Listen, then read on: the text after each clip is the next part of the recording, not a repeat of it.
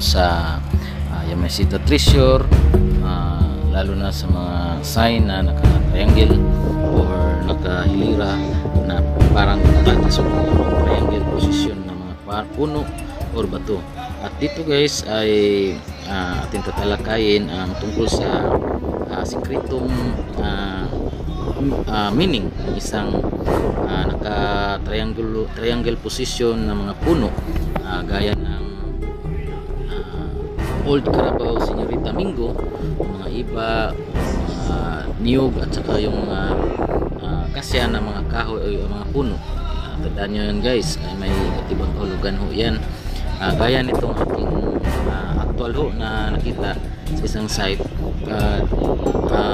Isa itong palatandaan na hindi lahat na naka-triangle ay mayroon na talaga dyan sa gitna or sa ito siya guys ay isa lamang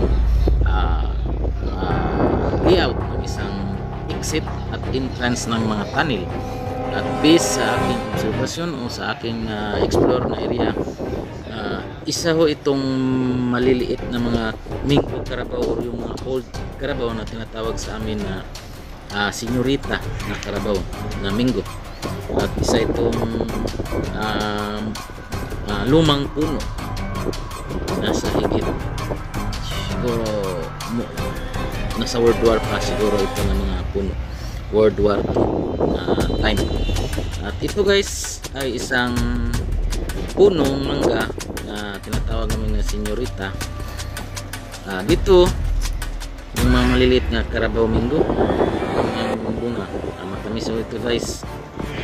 Ito guys ay nakapurma, naka-layout o naka-plastada ho siya ng isang triangle at may apat so itong Carabao Mingo na may same direction, same distancing at isa sa gitna at naka-triangle dahil isa rin ito rin ay isang kahulugan, isa rin itong formation ng pyramid position. Ito ay isang kung sa bato ito nakaukit, isa itong hole na apat na hole na naka-triangle position at may hole sa gitna. Dito ay isang puno ng mangga na nakaposisyon din sa isang triangle na may puno rin sa gitna. Ating papansinin, isa itong triangle position na may hole sa gitna. Then sa iba naman, sa shape naman, para ito isang pyramid. Ito yung nasa dulo at ito yung nasa mga gilid niya na pointer. Ito ho ay parang pyramid o isang pyramidic na layout. At ang ibig sabihin nito guys ay isa itong triangular layout ng mga tunnel. Isa ho itong palatandaan ng mga exit at entrance ng isang layout tunnel na Japanese na nasa areang ito ay naka-triangle o naka-pyramidic position. Itong mga puno ay nagsisilbi itong mapa o isa itong layout ng exit at saka ng entrance at saka ng secret door na tinatawag. Kasi ito ay kanilang tinatabunan. At mahirap nyo itong hukayin kasi ito ay talagang nakasilyado ito. At nakita lamang itong entrance na ito dahil kinakwarya yung bukid. Gaya nakita yung mga entrance o mga exit na naka-plaster sa ganitong posisyon. At itong sa gitna, ito ho ang nasa tuktok ng bundok na maliit na daanan na nagsisilbing secret door sa o tinatawag namin air vent ng tunnel. Okay.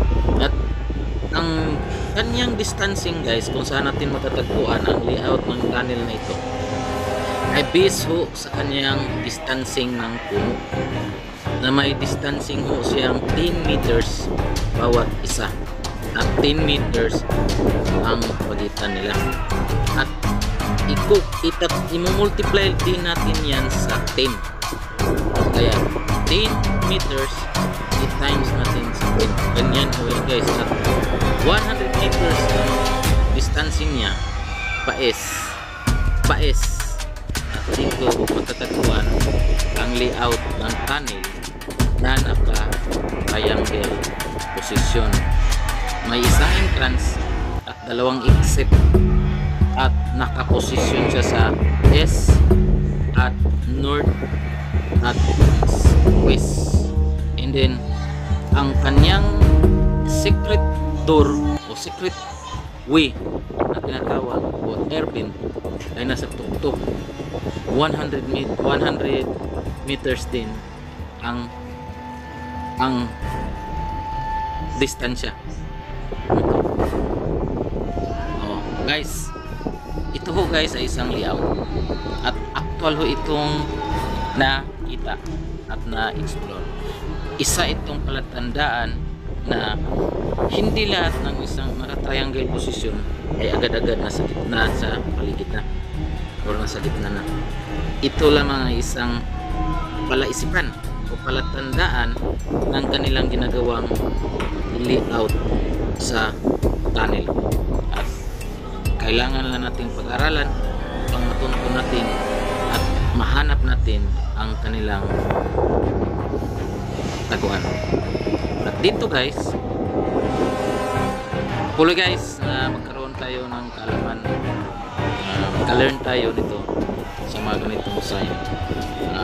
Hindi ko lang ito na kuha ng video kasi bawal ho, kasi i-drawing ko na lang, at nais ko lang ibahagi sa inyo kung ano ang ibig sabihin ng triangle at pyramidal